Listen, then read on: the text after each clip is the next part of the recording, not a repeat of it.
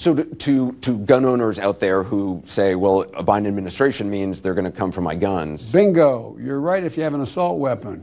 The fact of the matter is they should be illegal, period.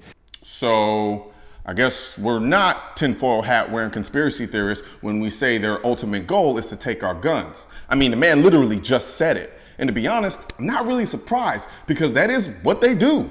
When there isn't a tragedy, they'll say, we just want common sense gun control. But the moment there is a tragedy, it automatically flips to bingo, turn them all in.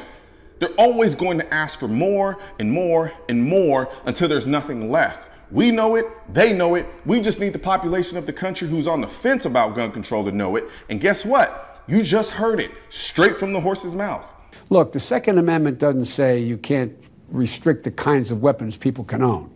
You can't buy a bazooka. You can't have a flamethrower. Actually, that's exactly what the Second Amendment says. A well-regulated militia being necessary to the security of a free state. The right of the people to keep and bear arms shall not be infringed. It didn't say only handguns, it said arms. And they said very blatantly, shall not be infringed. So please, Joe, show me where else in the entirety of the Constitution you see the word shall not be infringed. You don't just get to ignore the last 4 words of the Second Amendment because it's inconvenient to your agenda.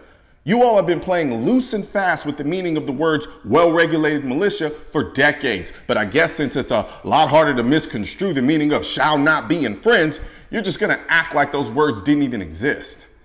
The guys who make these arguments are the people who say the tree of liberty is watered with the blood of patriots. We need the protection against the government. We need an F-15 for that. You need something well beyond whether or not you're going to have an assault weapon.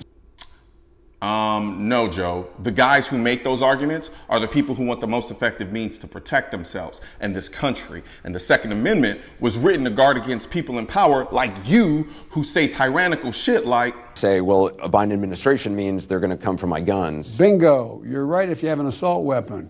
The sad thing is, Joe doesn't realize he's literally telling the American people that we should just accept being a slave to a tyrannical government, and then also doing everything in his power to make sure we don't have the weapons necessary to fight against him and the government if they ever decide to become tyrannical.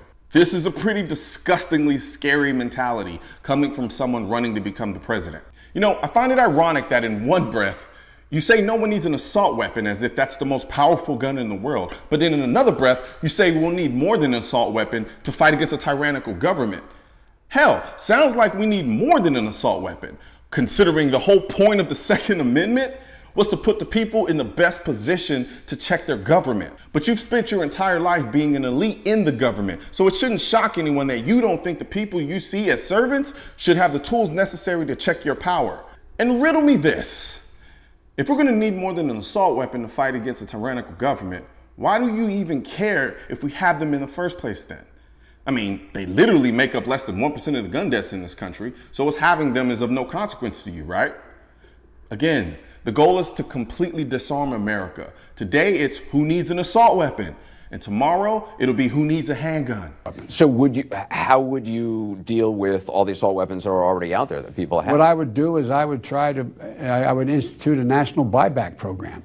And I would move in the direction of making sure that in fact, was what we tried to do, get them off the street. But that's not confiscating people. No, that's not walking into their homes, knocking on their doors, going through their gun cabinets, etc. So people would be allowed to keep the weapons they already have? Right now, there's no legal way that I'm aware of that you could deny them the right if they had legally purchased them. But we can, in fact, make a major effort to get them off the street and out of the possession of people. The level of double talk in this interview is mind-numbing. He literally said at the beginning of the video this. So to gun owners out there who say, well, a Biden administration means they're going to come for my guns. Bingo. You're right if you have an assault weapon. The fact of the matter is they should be illegal.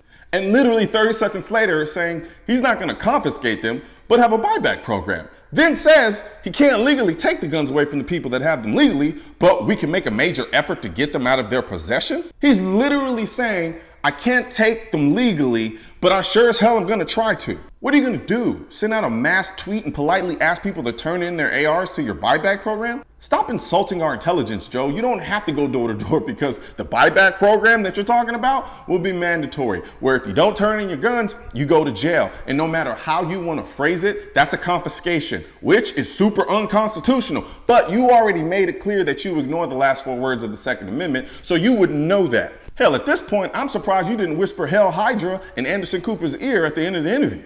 Right now, there's a culture war against the Second Amendment, which is why I need your help spreading our message to counter their message. You can do this by leaving a comment, sharing this video, and click the bell and subscribe button. Let my voice be your voice, and let them know you want to keep America tactical, because the right to keep and bear arms shall not be infringed wasn't a suggestion, it was a directive. Also, if you're wondering where to purchase your state-specific Keep America Tactical shirt, click the link under the Keep America Tactical in the description section of this video.